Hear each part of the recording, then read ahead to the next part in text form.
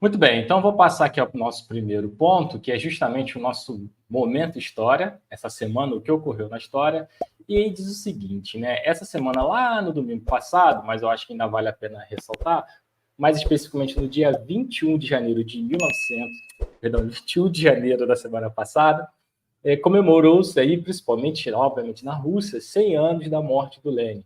Ele faleceu, portanto, em 21 de janeiro de 1924. Na imagem que vocês estão olhando que eu estou exibindo, tem aqui o Lenin, justamente o corpo dele embalsamado, a gente estava até conversando, né? Isso é um pouco fúnebre, né? Bom, é de fato o corpo dele embalsamado e que se encontra num mausoléu na Praça Vermelha, na Rússia, e que é aberto ao público para exposição, colocar à disposição ao público aberto, e aí, inclusive, para poder, não só pessoas que reverenciam, ainda têm a memória, pessoas que não estão vivas desde a época da União Soviética, mas também a nova geração, e também por uma questão de turismo.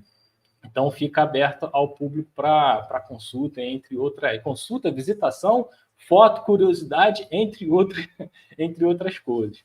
Lembrando o seguinte, né, que o Lenin foi uma personagem extremamente importante, responsável por levar os bolcheviques, né, uma tradição bolchevique, que, de certo modo, capitaneada aí pelos marxistas, que vão aderir a uma perspectiva leninista, aos trotskistas também, que eram os dois grandes nomes que estavam à frente ali, né, nesse momento, né, do período revolucionário, tanto Lenin quanto Trotsky. Existiam outras figuras, outros personagens, é verdade, mas esses talvez sejam os principais.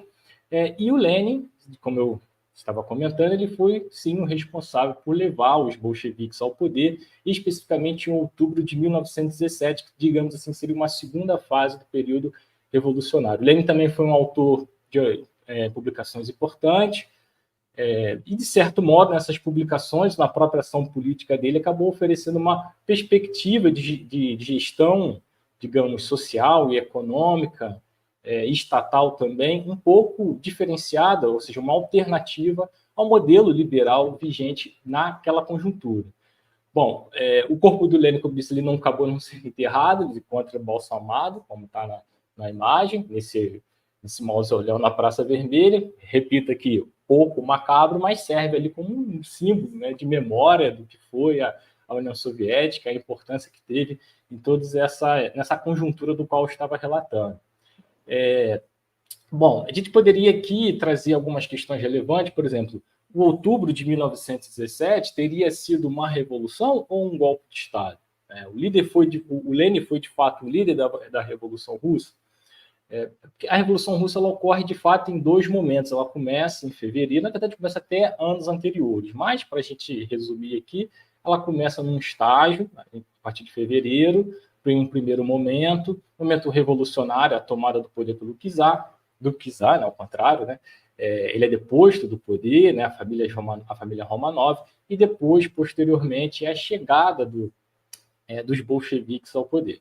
Bom, e claro, né, então eles vão dizer que essa chegada foi um movimento revolucionário legítimo, enquanto outros grupos que dentro da Rússia, né, da Grécia, nesse contexto, que não vão aderir esse projeto dos bolcheviques, vão dizer que, na verdade, foi uma tentativa, por exemplo, de golpe. E, obviamente, todos os bolcheviques, o Lenin, vão dizer que foram forças contra-revolucionárias. Bom, o que a gente precisa entender é que a Revolução Russa é um movimento extremamente complexo, é difícil, né? A gente precisa analisar muito todos os pontos, são vários atores envolvidos, é também um movimento distante da nossa realidade, mesmo assim é um assunto bastante ensinado nas escolas e também, de certo modo, na universidade, dado ali a sua importância. Afinal, como eu disse, foi uma alternativa ao modelo liberal que estava emergindo, né? Dali, finalzinho da década de 10, iníciozinho da década de 20 do século XX. Né? Mas é preciso entender que a Revolução ela foi além, como eu disse, dos bolcheviques. Até a palavra bolchevique significa maioria. Era assim que eles se intitulavam, a maioria.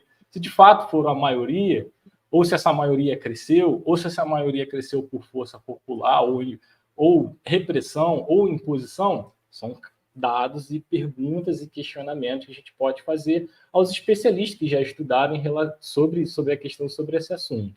De qualquer maneira, a Revolução Russa foi um processo, digamos assim, realizado pelos soviets, né? Daí vem a palavra soviética, de União Soviética. Soviética significa conselhos, Então, são diversos conselhos de trabalhadores, de bairros espalhados por toda a Rússia, nessa conjuntura que eu estou falando, de 1917, e que, por questões de contradições sociais, econômicas, momentos políticos, divulgação de ideias, e vão experimentar esse fervor revolucionário que impacta o mundo inteiro, inclusive no Brasil. Se a gente for pegar aqui a imprensa operária brasileira do início do século XX, todos eles estão lendo isso com encantamento, estão cientes, inclusive vem despertar um furor revolucionário de uma possibilidade. Ó, a Rússia, o caso, é a experiência possível, então aqui também é possível. Se a gente for até pegar, por exemplo, algumas greves importantes que ocorrem no Brasil, tem esse paralelo, como, por exemplo, a greve de São Paulo, a greve geral de São Paulo de 1917, que um dia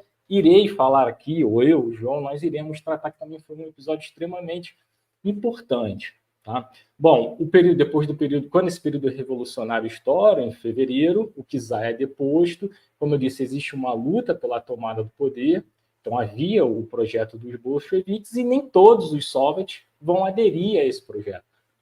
Alguns soviets na Ucrânia, os famosos marinheiros de Kronstadt, né, eles inclusive vão seguir uma linha mais anárquica, mais ligada ao anarquismo, e obviamente não vão aderir a esse projeto. Tá? E aí caberia aqui também nós lembrarmos não só da importância que foi do Lenin e da própria Revolução nessa conjuntura, afinal de contas, a Rússia vivia em alta concentração de propriedade, muita miséria por um lado, muitos servos, poucos trabalhadores remunerados, a condição de servo, a condição de servidão é quase que uma, digamos assim, uma escravidão, mas não deixa de ser um trabalho compulsório, então a maior parte dos trabalhadores viviam assim, principalmente na área rural, do qual o país era extremamente rural nessa questão. Então, a gente pode lembrar dos pontos positivos, sim, que a Revolução gerou, justamente para romper um pouco essa realidade. E, ao mesmo tempo, levar o país a um processo de industrialização. No entanto,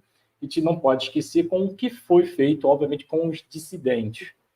Então, acho que isso é um ponto que a gente deveria comentar. Novamente, eu digo que é preciso separar o que foi o movimento de 1917, que, como eu disse, são várias etapas, o que foi a chegada dos bolcheviques ao poder, figura do Lenin, do Trotsky, e o que foi a União Soviética com Stalin, que é uma outra fase, e depois pós-Stalin. É que é difícil, né? Realmente é algo complexo de se dizer, de explicar, mas que não deixa de ser extremamente interessante.